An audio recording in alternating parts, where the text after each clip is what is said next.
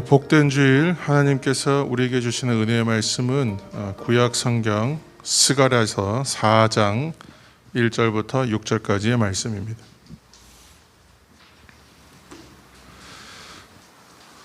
구약 성경 스가랴 4장 1절에서 6절까지의 말씀, 구약 성경 1315면, 16면 전에 걸쳐서 읽겠습니다.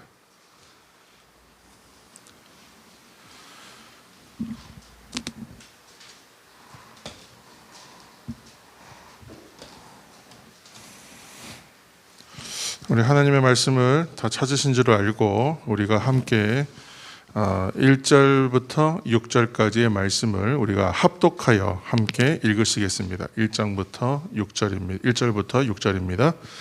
1절. 내게 말하던 천사가 다시 와서 나를 깨우니 마치 자는 사람이 잠에서 깨어난 것 같더라. 그가 내게 묻되 내가 무엇을 보느냐? 내가 대답하되 내가 보니 순금 등잔대가 있는데 그 위에는 기름 그릇이 있고 또 그 기름 그릇 위에 7 등잔이 있으며 그 기름 그릇 위에 있는 등잔을 위해서 7 관이 있고 그 등잔대 곁에 2 감람나무가 있는데 하나는 그 기름 그릇 오른쪽에 있고 하나는 그 왼쪽에 있나이다 하고 내게 말하는 천사에게 물어 이르되 내 주여 이것들이 무엇이니까 하니 내게 말하는 천사가 대답하여 이르되 내가 이것들이 무엇인지 알지 못하느냐 하므로 내가 대답하되 내 주여 내가 알지 못하나이다 하니 그가 내게 대답하여 이르되 여호와께서 스룹바벨에게 하신 말씀이 이러하니라. 만군의 여호와께서 말씀하시되 이는 힘으로 되지 아니하며 능력으로 되지 아니하고 오직 나의 영으로 되느니라. 아멘.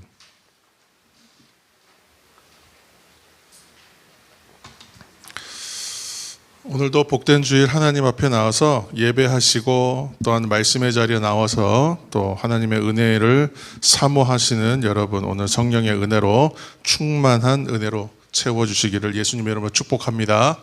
아멘. 요한복음 14장에서 15장, 16장에 걸쳐서 요한복음 석장은 일명 예수님의 고별 설교라고 불리는 내용들로 채워져 있습니다.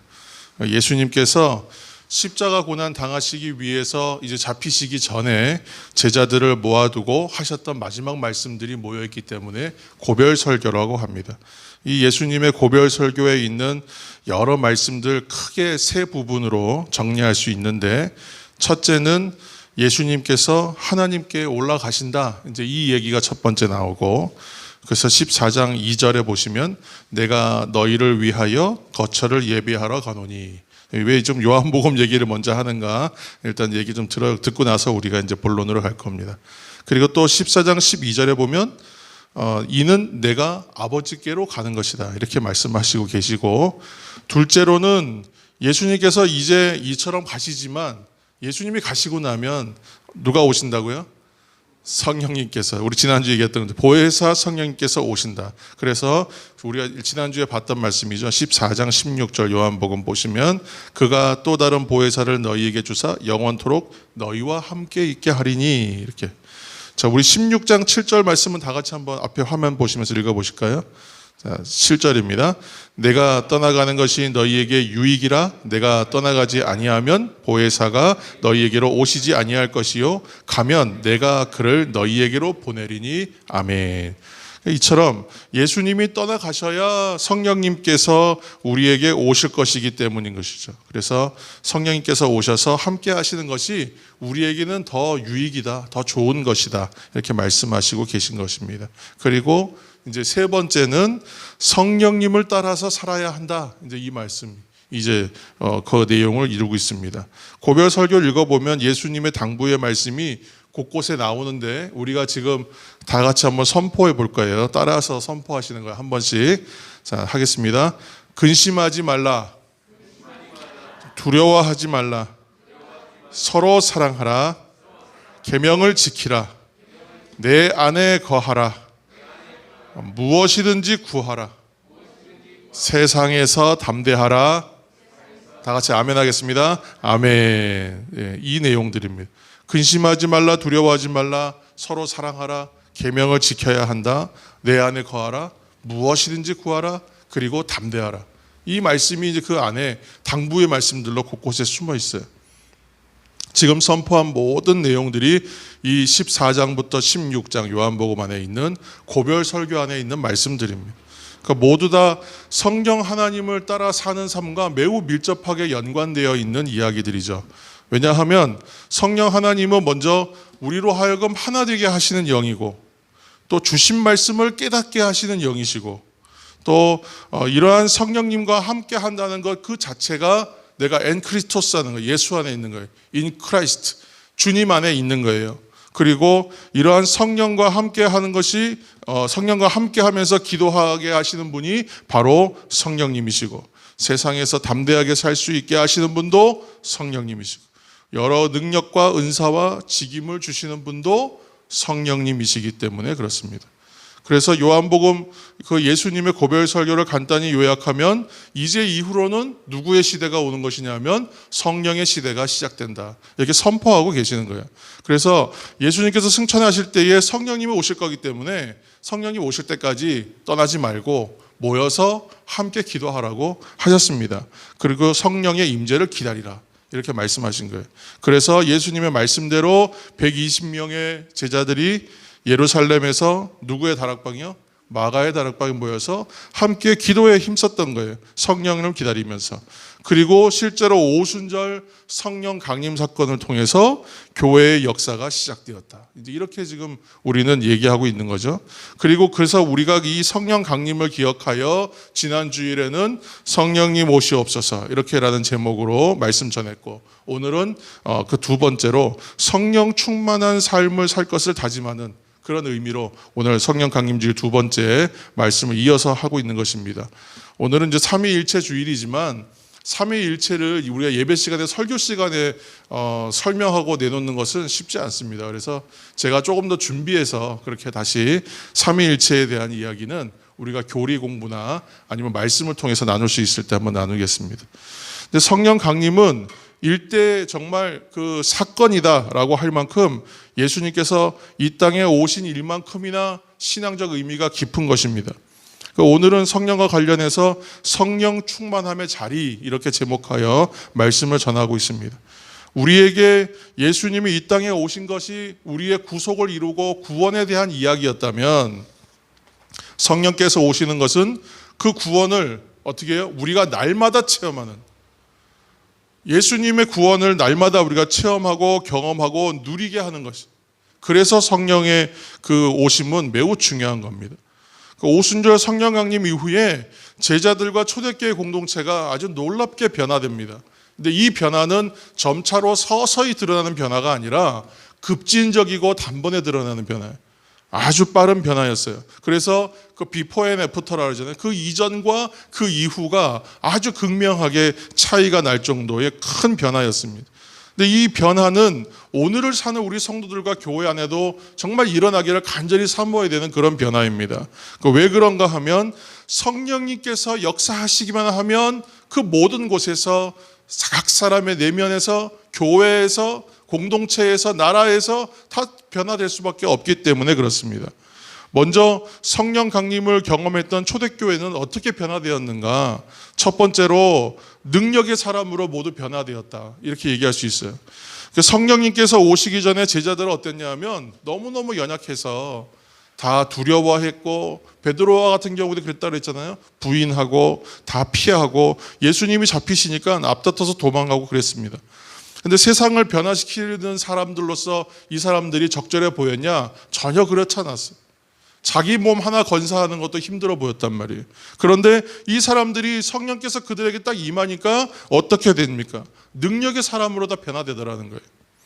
성령 강림 이후에 베드로가 한 번 설교하면 3,000명, 5,000명씩 돌아오는 거예요. 제자들은 더 이상 도망치는 사람들이 없었어요. 그도 고난을 두려워하지도 않았습니다. 복음 전했습니다. 복음을 위하여 순교하고 고통받고 매맞는 것을 기뻐했습니다. 선천적으로 걷지 못하던 사람이 그들 앞에서 걷게 되고 죽은 사람이 일어나는 놀라운 일들도 있었습니다. 성령이 임하시니까 전혀 자기 몸 하나 간수하기 힘들었던 그 사람들이 성령의 사람이 되니까 능력의 사람이 되더라는 거예요. 성령께서 능력으로 그와 함께 하셨기 때문에 일어난 놀라운 변화라는 것입니다. 그래서 사도행전 1장 8절 말씀을 보시면 함께 읽을까요? 오직 성령이 너희에게 임하시면 너희가 권능을 받고, 이 권능은 그 두나미스라 그래요. 다이나믹 파워예요. 아주 놀라운 힘이라는 거예요. 아주 움직이는 힘이라는 거예요. 이 에너지와 같은 힘이, 성령의 에너지가 아니라고 얘기했지만 성령이 주시는 능력은 우리에게 에너지가 되죠. 그러니까 그 두나미스, 곧 그 다이나믹한 파워가 이 안에 들어오니까 사람이 역동적이 되니까 가만히 있을 수가 없게 되는 거예요. 우리는 두려움에 떨고 숨고 도망하던 제자들처럼 살아갈 것인가, 아니면 그렇게 살지 않을 것인가, 무엇으로 결정되겠습니까? 성령께서 함께 하시는가, 그렇지 않는가로 구분되겠죠. 그러므로 우리도 제자들처럼 성령 충만함을 받아야 할 줄로 믿습니다. 아멘. 구원을 이루신 우리 주님이 약속하신 보혜사 성령께서 우리에게 약속하신 대로 오신다 그랬어요. 그리고 우리가 구원받은 백성으로 살아간다는 것은 이미 우리 안에 내주하시는 성령으로 우리와 함께하고 계시다는 것을 이미 우리 지난주에 나눴습니다. 말씀을 나누지 않았어도 그건 사실입니다. 구원을 이루신 우리 주님께서 약속하신 성령께서 우리 가운데 와 계시기 때문에 이것은 사실인 것이죠. 그래서 이 내주하시는 성령께서 강하게 역사하시고 일하시게 하기 위하여 우리가 어떻게 해야 될까? 그러면 나는 나를 내어드리는 것으로 시작하는 거예요. 우리 자신을 온전히 내어드리고 성령께서 인도하시는 대로 살아가기를 힘쓰고 애써야 하는 것입니다.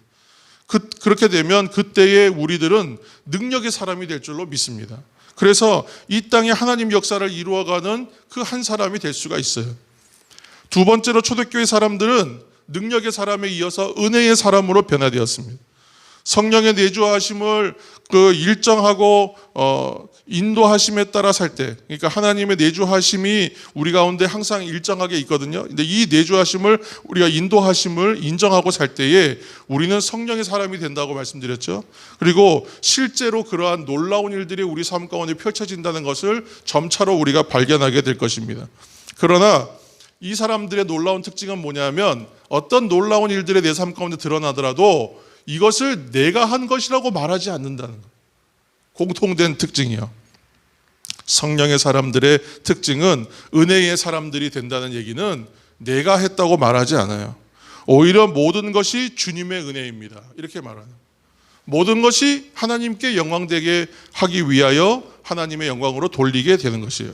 그래서 고린도후서 12장 10절 말씀을 우리가 함께 읽습니다. 그러므로 내가 그리스도를 위하여 약한 것들과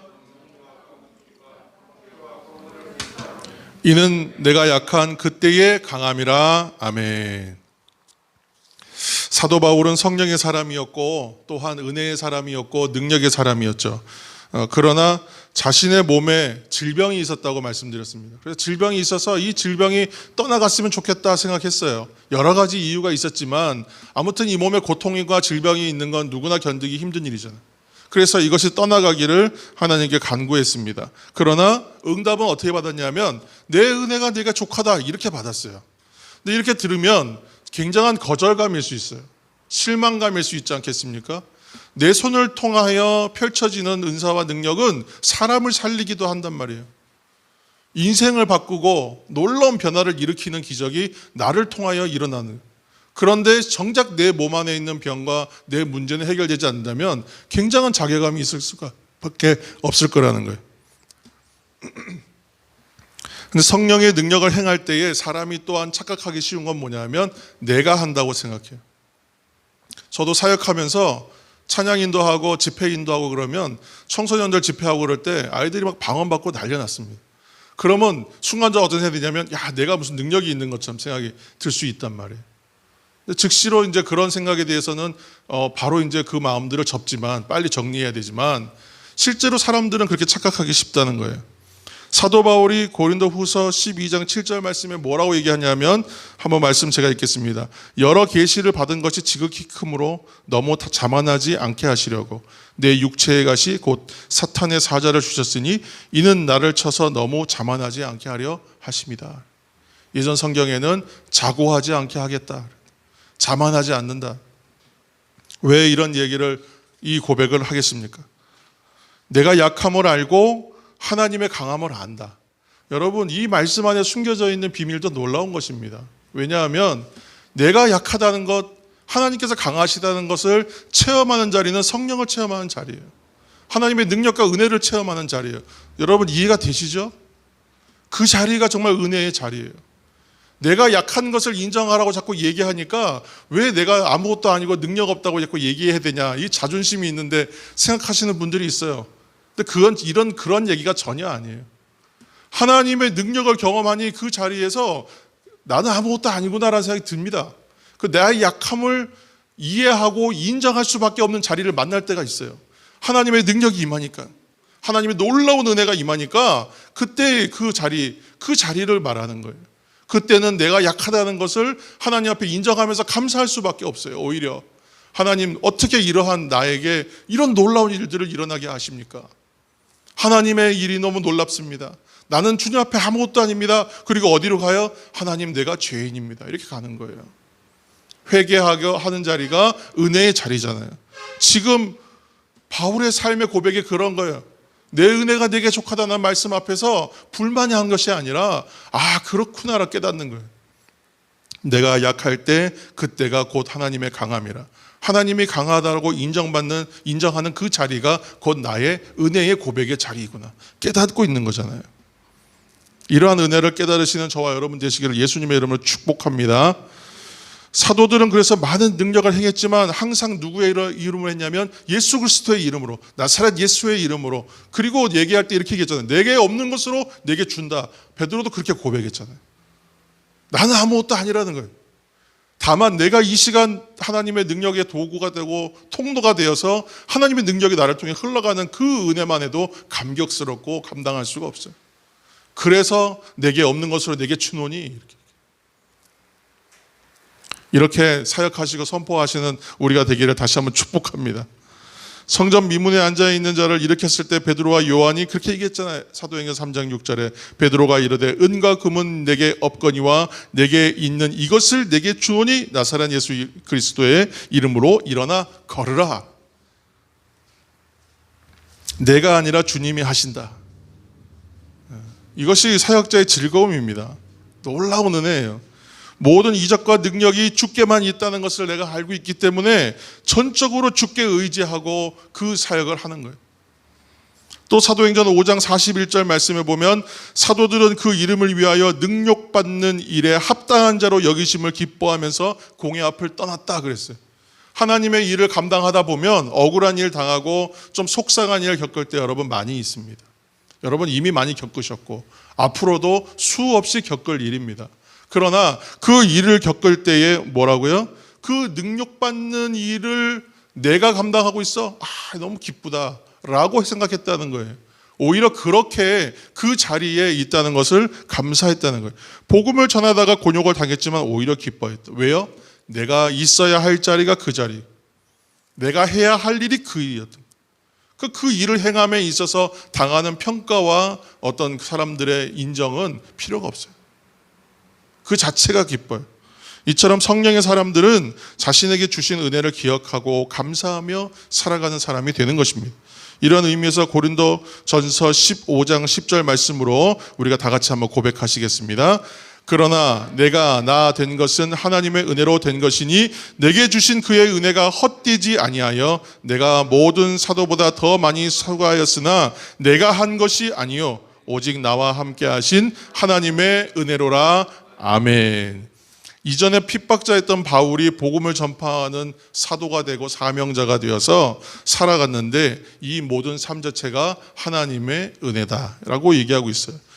자기 인생을 통틀어서 은혜라고 고백할 수 있는 거 참 감사한 일인 것 같습니다. 자기가 죽을 고생도 많이 했고 고초도 수없이 겪었어요. 그리고 매도 많이 맞았어요. 그리고 정말 누구보다 더 열심을 하고 최선을 다했어요. 아마 여러분 바울이 회심하기 전에 어떤 사람이었는지 삶을 여러분 아시기 때문에 그가 열심히 했다는 얘기가 정말 열심히 했다는 것으로 우리 인정이 될 것 같습니다. 정말 열심히 있는 사람이었어요. 핍박할 때도 이 사람처럼 열심히 있는 사람이 없었잖아요. 그렇죠? 그래서 모든 일에 그것이 하나님 경황되는 일이라 생각해서 그때는 핍박하는 일에 열심이었지만 깨닫고 나서는 그 반대의 입장에서 자신의 최선을 다해 살았다는 거예요. 오히려 그 최선을 다해왔지만 그러나 그것을 자랑하지는 않아요. 오히려 자신의 약함을 자랑하는 것이 바로 하나님의 일하심의 자리, 그리고 하나님의 통로와 도구로 사용되는 그 경험의 자리가 은혜다. 그것이 감격이다. 그것이 기쁨이다. 그걸 알았기 때문에. 그래서 모두 하나님의 은혜다. 나의 나된 것이 모두 은혜다. 이렇게 얘기하고 있는 것입니다. 사랑하는 성도 여러분, 우리도 모두 마찬가지입니다. 우리들이 하나님을 믿고 감사하는 사람이 된 것은 먼저 하나님께서 사랑과 은혜로 우리를 먼저 만나주셨기 때문에 시작된 거예요. 그리고 그 은혜가 우리를 지금까지 변화시켜 주셨어요. 여러분 아무 변화가 없으신 것 같아요? 여러분 처음에 신앙생활을 했을 때 사진을 찍어놓고 사실은 순간마다 봐야 됩니다. 그런데 우리가 시작했을 때 사진은 없어요. 아무도 없으실 거예요. 그런 장면을 우리는 기억할 수가 없어요. 그렇죠? 그런데 그 장면부터 지금까지의 모습을 한번 보세요. 한번 상상해 보세요. 내가 처음에 어떠했는가. 저는 아무것도 몰랐잖아요. 아무것도 모르고 교회에서 그냥 뭐 맛있는 거 준다 그러니까 누구 손에 끌려가는지도 모르고 교회 다녔어요. 그렇게 다니는 게 잘하는 건 줄 알았고 그냥 재밌어서 다녔어요. 때로는 또 좀 속상한 일도 있고 그래서 또 안 나가야 되나 해다고 또 누가 또 그날은 또 뭐 샤프를 준다 뭘 준다 해서 또 교회 갔어요. 그렇게 다녔단 말이에요. 그런데 그때는 아무것도 몰랐죠. 그런데 어느 날부터 깨닫기 시작하고 알기 시작하고 믿지 못하도 인정할 수도 없던 것들이 믿어지기 시작하고 그리고 나서 내가 믿음을 가지게 되었고 믿음을 가지게 되니까 믿지 않는 사람들을 향한 안타까운 마음이 생기고 그들에게 무언가를 나눠주고 싶고 해야 될 것 같고 그러니까 내가 능력이 필요하다는 것을 깨닫잖아요. 그러니까 능력이 필요하니까 능력 달라고 기도했는데 그때는 성령께서 주시는 능력이란 걸 잘 몰랐어요. 그래도 하나님은 언제 그렇게 은혜 주셔서 누군가에게 얘기하기도 하고 일하기도 하였더니 그 일들로 인한 변화가 생기니까 야 이거 내가 했나 싶었다가 나중에 보니까 뭐예요? 내가 한 것이 아니구나. 하나님이 그렇게 계속하여 인정할 수밖에 없고 우리가 이해할 수밖에 없는 자리로 인도하시는 거예요. 그 일을 누가 하시냐면 성령께서 하신다. 오늘도 하시고 앞으로도 영원토록 우리와 함께 하시면서 그 일을 하신다는 것입니다. 이렇게 성령의 사람은 능력의 사람이고 동시에 은혜의 사람입니다. 그래서 하나님의 능력으로 일하고 하나님의 은혜의 영향력을 나타내는 사람이 성령 충만을 받은 사람의 특징이에요. 오늘 본문은 하나님께서 스가랴 선지자에게 보여주신 환상이 있습니다. 환상이 총 8가지 환상이 있어요. 스가랴서를 보시면 그중에 이 순금 등잔대와 두 감람나무 환상이 있습니다. 이것이 바로 5번째 환상입니다. 스가랴서 여러분 4장 2절에서 3절 말씀을 눈으로 한번 보시면 스가랴 선지가 순금 등잔대를 봅니다. 그 등잔대 위에는 기름 그릇이 이렇게 있고 그릇 위에는 7 등잔이 이렇게 있어요. 그리고 이 그 큰 그릇이 있고 등잔이 있는데 그 등잔에는 또 관이 이렇게 연결돼 있어요. 그 등잔대 좌우에는 뭐가 있냐면 감람나무 2그루가 이렇게 있어요. 좌우에 감람나무가 있고 가운데 이렇게 등잔대가 이렇게 있는데 큰 그릇이 있고 이게 7개로 이어지고 관이 다 연결되어 있는 그런 구조예요. 좀 자동화 시스템처럼 돼 있어요. 누가 이렇게 그림을 이렇게 스가랴의 그 순금 등잔대와 뭐 7 촛대 뭐 이렇게 해가지고 검색해 보시면 이 그림을 상상도를 그려놓은 그림들이 많이 있습니다. 근데 그 보면 이해가 좀 되세요. 그래서 그 등잔대 좌우에 두 감람나무가 서 있는데 12절에 보시면 금관에서 나오는 금기름을 두 감람나무가 흘리는 거예요. 그래서 나무에서 기름이 공급돼 가지고 등잔에 계속 기름이 공급되는 형식. 그래서 스가랴 선지자가 환상으로 본 순금 등잔대의 모양이 어땠다고요? 등잔대 위에 이렇게 둥그런 기름 그릇이 있고 기름 그릇 가장자리로 돌아가면서 등잔대 7이 있고 기름 그릇에는 각 등대로 연결된 기름이 흘러가는 관이 있어서 기름이 공급되는 형태로 되어 있더라. 그리고 등잔대 옆에 있는 두 감람나무가 그 기름 그릇에 기름을 지속적으로 공급해주는 그런 시스템으로 되어 있다. 그래서 감람나무가 한 그루가 봤더니 한 그루가 아니라 2 그루라는 거예요. 그래서 충분하게 공급된다. 이걸 이제 말씀하시고 있는 거죠.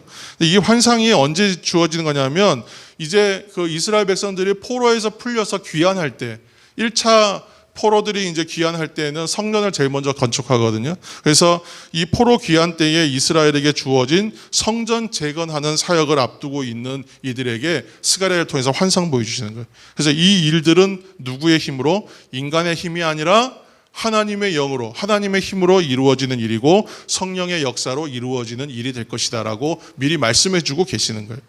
걱정하지 말라는 것이죠. 그래서 스가랴 환상 중에 보이신 등잔대가 오늘날로 치면 뭘까요? 이렇게 생각하는데 그것이 바로 오늘날의 교회가 아니겠느냐 이렇게 얘기합니다. 그리고 동시에 오늘날의 성도들을 말합니다. 우리가 교회를 얘기할 때에 각 성도로 성도 한 사람의 성도들이 각각의 교회를 이룬다 그러잖아요.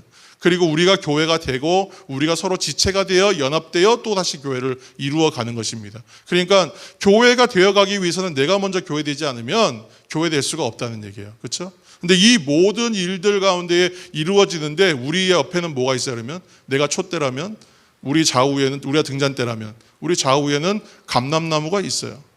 우리에게 기름을 공급해주는 나무가 서 있다는 얘기예요. 그렇죠?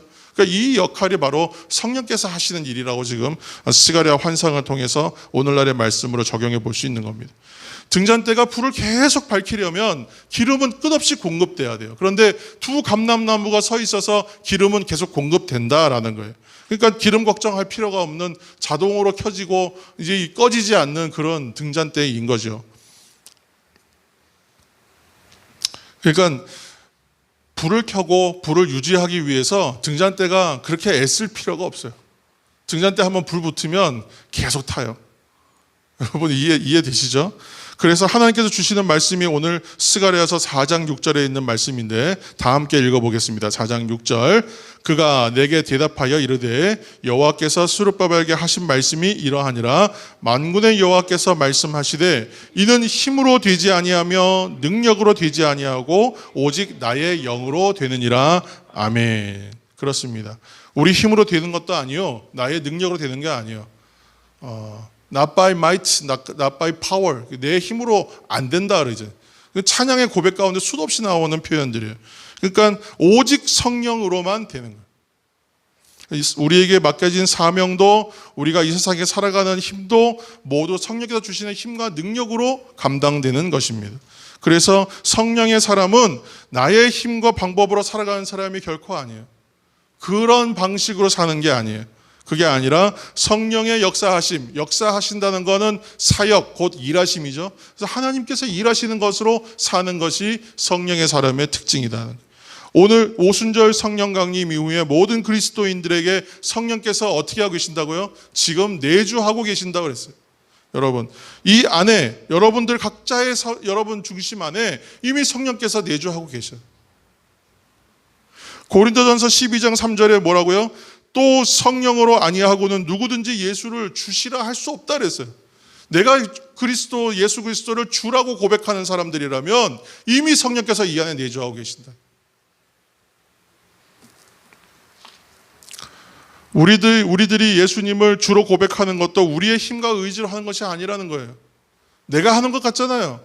지금 내 힘으로 교회에 왔잖아요. 내 의지로 왔잖아요. 근데 내가 하는 게 아니라고요. 여러분, 이게 교회에 오는 거, 예배 드리러 오는 거 쉬운 일이 아니잖아요.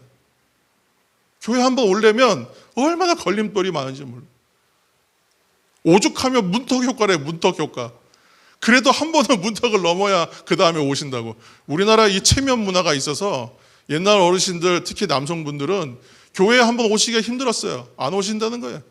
맨날 길거리 가다가 목사님 보면 아이고 목사님 반갑습니다. 인사하고 정중하게 인사나 하시고 한번 오십시오. 그러면 네, 꼭 가겠습니다. 절대 안 오시는.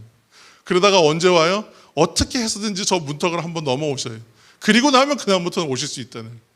그만큼 체면이 있고 그게 어려웠단 말이에요. 거부감이 없어도 오실 수가 없었어요. 체면상 못 간다는. 그만큼 교회 출석하는 것 자체가 쉬운 일이 아닙니다. 내가 한번 어려운 일이 있거나 그렇지 않거나 기도 한번 하고 기도 자리로 나가는 거 쉽지 않습니다. 내가 세상 노래 아니라 찬송가 부르는 거 쉬운 일이 아닙니다. 많은 사람들이 보고 있는 데서 잠깐이라도 고개 숙여서 식사 기도하는 거 어려워요. 보통 밥에다 절하고 그냥 밥 먹잖아요. 기도는 해야 되니까. 그렇게 하는 게 어렵잖아요. 이건 지금 이제 우스갯소리처럼 말씀드렸습니다. 교회에 예배하고 우리가 하나님께 영광 돌리고 신앙생활하는 것 자체가 내 힘으로 하는 것 같지만 이미 이것은 성령께서 주관하고 주장하고 계시는 일이라는 걸 여러분 기억하시기 바랍니다. 우리 안에 있는 성령님의 역사하심으로 인하여 이루어지는 모든 현상이에요. 우리 안에 성령님이 계시다는 것을 인정하고 믿는 것이 그래서 중요합니다. 그러나 사랑하는 여러분, 우리는 항상 거기서 한 발 더 나가야 된다고 제가 말씀드리지 않습니까? 우리가 한 발 더 나가야 돼요. 어떻게 나가야 됩니까? 우리 안에 계신 성령님께 나의 전부를 내어드리는 마음으로 나가야 돼요. 이 자리로 가야 돼요. 여기가 시작 자리예요. 성령이 내주하시는다는 것으로 만족하면 안 돼요. 그 성령 하나님을 나의 주인으로 인정하고 모시는 자리로 나가야 시작이에요. 거기가 충만의 자리. 이러한 변화가 충만의 시작이에요. 성령 충만이란 그 성령께서 그분의 능력을 주시는데 내가 그 능력을 소유한 것처럼 사는 게 아니라 내가 그 능력 안에 완전히 들어가서 내가 성령으로 들어가서 성령께 소속된 사람, 성령님께 소유된 백성으로 마치 물속에 들어가서 내 몸을 완전히 맡겨 그 물의 흐름에다가 내 몸을 맡기는 것처럼, 제가 수영 못하는 자고 수영 얘기하는데 물속에 나의 몸을 완전히 맡기는 것처럼 그 상태로 가는 게 성령의 충만함이죠. 내 안에 채운 들을 얼마나 채우겠어요. 어떤 찬양의 고백 가운데 있어요. 내 작은 가슴에 그의 크심을 담는다 그랬어요. 근데 그 담는 것도 좋지만 더 좋은 건 뭐예요? 내가 완전히 주께 소속되는 거예요. 완전히 포함되는 거예요. 하나님 앞에 구속된 백성으로서 나를 온전히 내어드려서 내 안에 성령이 계시다면 이 성령님께 나를 온전히 순복하여 드리는 것, 그것이 충만의 시작이라는 것입니다. 내 뜻과 의지대로 여전히 나는 내 삶을 살아가면서 그때그때 필요한 대로 하나님한테 능력받아서 그때그때 좀 받아서 어떻게 살아보겠다라고 생각하는 건, 그거는 정말 미신적인 행동이에요. 그것이 다른 이단이나 아니면 무속 종교로 믿는 것과 뭐가 다르겠습니까? 그 신을 내가 내 능력과 내 필요한 곳에 그 능력만 쓰겠다는 거죠. 성령의 은혜와 능력에 잠겨서 나를 맡기고 살아가는 것이 그래서 중요한 거예요. 하나님의 뜻을 깨닫고 이해하고 행하고 살아가는 것이 성령 충만의 삶이에요. 우리는 성령께서 내 안에 계시다는 것을 그래서 바르게 이해해야 합니다. 잘못 이해하면 안 돼요. 그리고 내 안에 계시다는 것으로 결코 만족하면 안 돼요. 만족하는 순간 무너져요. 더 more and more예요. 더 주십시오 하고 나가야 돼요. 성령은 그래서 우리의 전부를 주관하기를 원하십니다. 그 자리까지 우리를 초청하세요. 그래서 우리는 그 자리로 가야 돼요. 우리를 성령의 사람 만드시기를 원하시기 때문에 우리가 그 자리로 가는 겁니다. 그래야만 능력의 사람, 은혜의 사람이 될 줄로 믿습니다. 만약 우리가 우리의 삶을 성령님께 내어드리지도 못하고 내 안에 계신 성령님의 음성도 듣지 못하고 깨닫지를 못하고 살아간다고 여러분 한번 가정해 보세요. 상상해 보세요. 이게 얼마나 안타까운 일이에요. 내가 30년 다니고 40년을 신앙생활하고 50년을 해가고 있는데도 내가 아직도 성령의 음성도 못 들어. 성령께서 나를 주장하시고 나를 온전히 사용하시는 능력의 체험도 못해. 내가 성령께서 살아가시는 성령의 사람이란 인정도 세상 한번 못 받으며 산다면 이것이 얼마나 안타까운 일이에요. 이렇게 신앙생활하는 사람이 너무 많아요. 한국교회. 무늬만 그리스도인, 썬데이 크리스찬, 그런 소리 들으면서도 그 자리에서 한 발자국도 안 나가요. 기도하는 자리, 은혜의 자리, 축복받는 자리는 다 피해갑니다. 그분이 오셔야 돼요. 그분이. 성령님은 늘 계시기 때문에 그분만 오시면 돼요. 그분이 와서 은혜 받아야 되는데 정작 그분은 안 와요. 충만한 사람들만 모여요. 집회는 뜨겁고 좋지만 그 자리는 변화받는 자리, 사모하는 사람들이 하나님의 능력받는 자리인데 다 오질 않아요. 왜요? 한 발짝 나가는 그것을 그 문턱을 넘지 못하는 거예요. 그래서 우리 인생에는요, 매번 문턱이 있어요. 문턱은 계속 넘어가야 돼요. 이게 한 발짝씩 나가는 거예요. 걸음이 시작되면 자동으로 걸어갈 것 같습니까? 내 의지와 각고의 노력이 아니면 한 발을 못 떼는 거예요. 그래서 이 한 발짝 나가자는 얘기가 결코 쉬운 일이 아니에요. 그래서 능력을 구하는 거예요. 하나님 나를 주관하여 주옵소서 그렇게 기도하고 하나님 앞에 힘받아서 한 발짝 떼고 나면 꼭 걸음마 떼는 아이가 한 발짝 떼고 기뻐하는 것처럼, 부모들이 기뻐하는 것처럼 놀라운 일들이 생기는 거예요. 여러분, 그러한 일들을 사모하시는 저와 여러분들 지금 예수님의 이름으로 축복합니다. 바울이 자신의 약함을 깨닫는 자리, 스가랴의 환상에 나오는 그 감람나무의 금기름을 공급받는 그 자리, 빛을 비추고 이 땅에 소금과 같은 역할을 감당할 수 있도록 살아가게 하시는 그 자리, 거기가 바로 하나님 나라를 사는 성도의 삶의 자리입니다. 이 자리가 결코 아무에게나 주어지지 않아요. 그러나 누구에게나 열려 있어요. 여러분, 이 사실을 기억하셔야 합니다. 그래서 우리가 영적 자존심도 가져야 되고 영적인 민감함도 가져야 되고 영적 자존감도 우리가 세워져야 돼요. 한 끼 굶으면 배가 고픈 겁니다. 그런데 굶었는데 배가 고프지 않아요. 두 끼를 굶었는데도 잘 몰라요. 열흘을 굶었는데도 모른다고 생각해 보세요. 그러다 죽어요. 큰일 나는 거예요. 쓰러져요. 그런데도 영적인 갈급함을 느끼지를 못해요. 영적인 허기를 느끼지를 못해요. 얼마나 안타까워요. 죽어간다니까요, 정말. 그래서 우리가 이 영적인 배고픔과 영적인 갈급함을 느끼지 못할 때에 옆에서 안타까운 마음으로 탄식하며 기도하시는 분이 바로 성령 하나님이시죠. 지금 마시라, 받아 먹으라 얘기하는데 저는 부정하는 것이라 먹지 않겠습니다. 베드로가 거부했잖아요. 근데 결국은 인정하죠, 베드로도. 우리도 그러한 자리로 나가야 될 줄로 믿습니다. 그러나 여러분, 너무 실망하지 마세요. 성령께서 탄식만 하고 계시는가? 그렇지 않잖아요. 우리를 위해서 간구하시고 어떻게 또 간구하고 계세요. 거듭 간구하고 계세요. 우리가 기도하지 않을 때 우리 안에 계신 성령님께서 기도하고 계세요. 언제든지 찬스는 있어요. 우리가 기도하는 사람이 되게 해달라고 기도하고 계세요. 그러니까 우리가 실행해야 하는 첫 번째 행동이 뭘까요? 그러니까 바로 기도하는 자리로 가야 되는 거예요. 기도해야 돼요. 기도하는 자리가, 기도하는 것이 성령 충만의 자리로 가는 가장 좋은 방법. 저는 기도하기 전에 되도록이면 찬양을 불러요. 저의 패턴이에요. 저는 찬양할 때에 마음이 열리고 입술도 열리고 속된 말로 목도 풀리고 그렇기 때문에 찬양을 꼭 불러. 찬양을 한 15분, 20분 부르다 보면 이미 이 어떤 기도에 대한 저항감이나 기도로 나갈 때 방해하는 마음들이 제거가 돼버리는 것 같아요. 그리고 나서 기도하면 기도가 너무 잘 열려요. 꼭 충만해져요.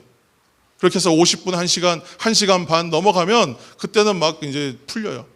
그러니까 그런 시간들을 가지잖아요. 결국은 뭐로 나가야 되냐면 기도의 시간으로 나가야 된다는 말씀입니다.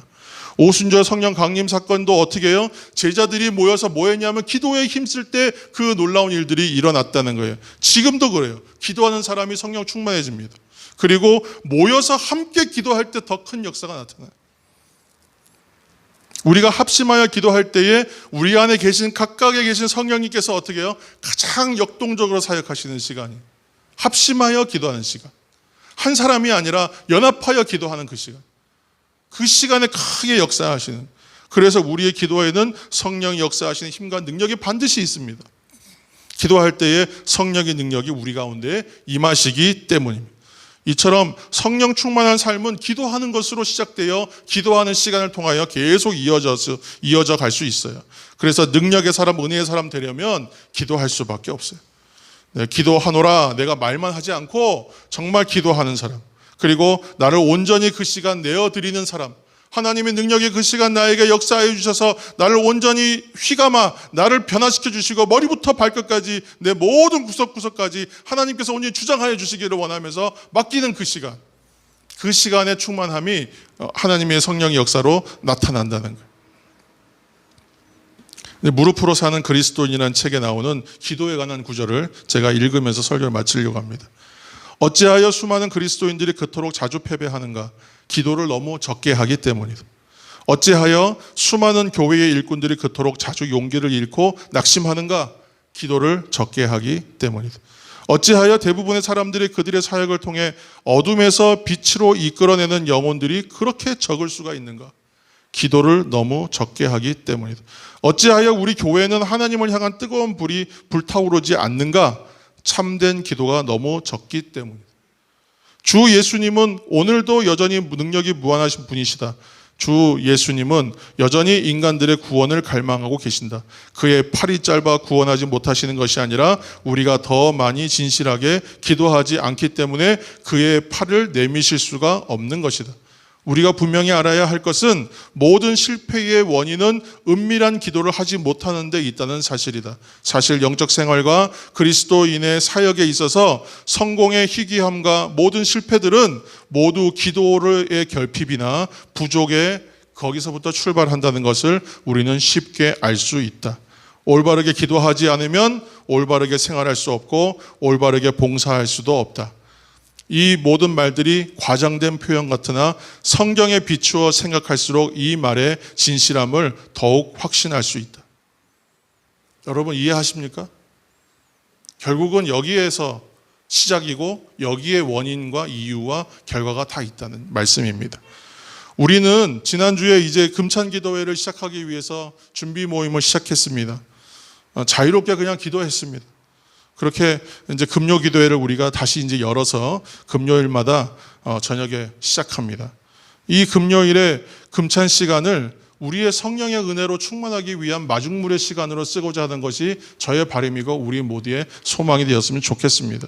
그래서 이 마중물의 시간으로 가지는 이 시간 사랑하는 성도 여러분, 이제 성령 충만을 위해서 다시 기도하는 자리를 사모하시고 또 함께 하셔서 정말로 기도하시는 우리 모두가 되셔서 성령의 사람, 능력의 사람, 은혜의 사람, 성령 충만한 삶으로 온전한 성도의 자리를 찾아가시는 저와 여러분 되시기를 예수님의 이름으로 축원합니다. 기도하시겠습니다.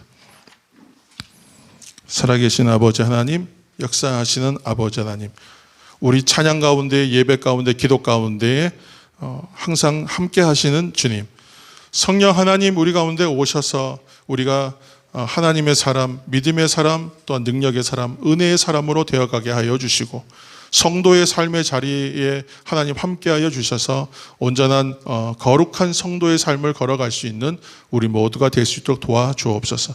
금요일 기도회를 이제 시작하면서 함께 초청합니다. 함께 기도하는 자리로 함께하여 모두가 함께 연합하여 기도함으로 성령의 역사하심을 크게 경험할 수 있도록 은혜를 더하여 주셔서 성도가 다 기도로 깊어지게 하시고 우리 교회가 기도로 뜨거워지게 도와주옵소서. 주님의 뜻을 이루어가게 역사하여 주옵소서. 예수님의 이름으로 기도드립니다. 아멘. 이제는 이 땅에 오셔서 우리의 죄를 담당하신 예수 그리스도의 은혜와 영원토록 스스로 계시는 아버지 하나님의 무한하신 사랑하심과 탄식함으로 우리를 위해 간구하시는 성령 하나님의 충만하심과 내주하심이 성령 충만의 자리를 나아가기를 소망하며 또한 기도의 자리를 사모하여 나아가기를 이 시간 결단하는 모든 성도들 위해 또한 이 시간 영상으로 예배하는 모든 하나님의 각 가정들과 우리 모든 건속들 위에와 우리 사랑 담은 교회와 우리 조국 대한민국과 이 민족 위에 이제로부터 영원까지 함께 하옵시기를 간절히 축원하옵나이다. 아멘.